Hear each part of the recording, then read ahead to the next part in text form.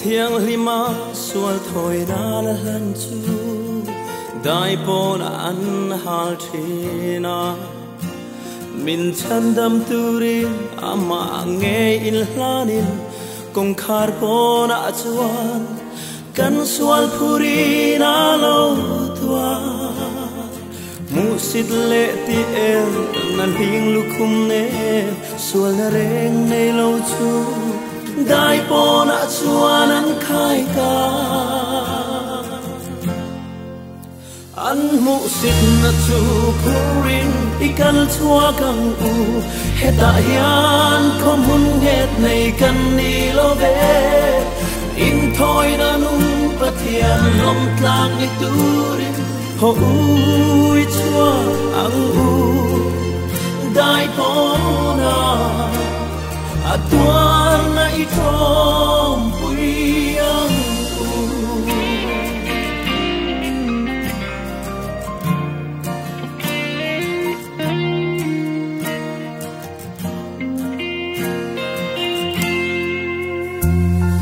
kot khera til makin a in puang chua hosana zai vor ma se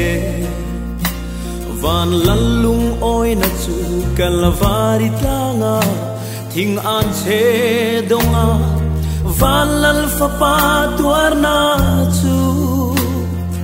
an hil ti thei lo na lu ru mun chu ho i parang u kan tharau dan dam na ki an mu sit na chu purin ikal chua kang u heta hian khomun het nei kan ni lo ve in thoi na nung pathian lom tlang ni turin ho ui chua ang u dai bona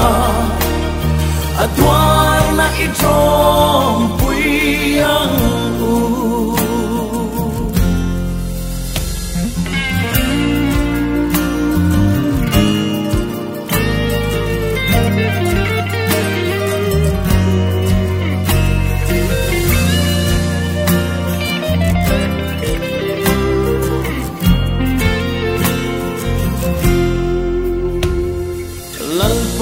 katin lung kong khar chu hongin dai pona karon chua ke lei mal som na a email mu fia tu min kalvari tlanga min khen la ka mit varna kada mi tuar na chu trom pui turin min siam thar ro lalpa kanun itan kahare an mu sit na chu purin ikal chua kang u heta hian khomun nget nei kan ni lo ve in thoi na nung pathian lom tlang ni turin ho ui chua ang u dai pona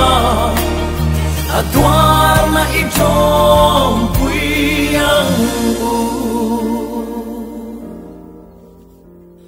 ho ui chua ang u dai pona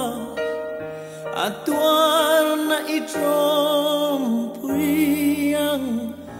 u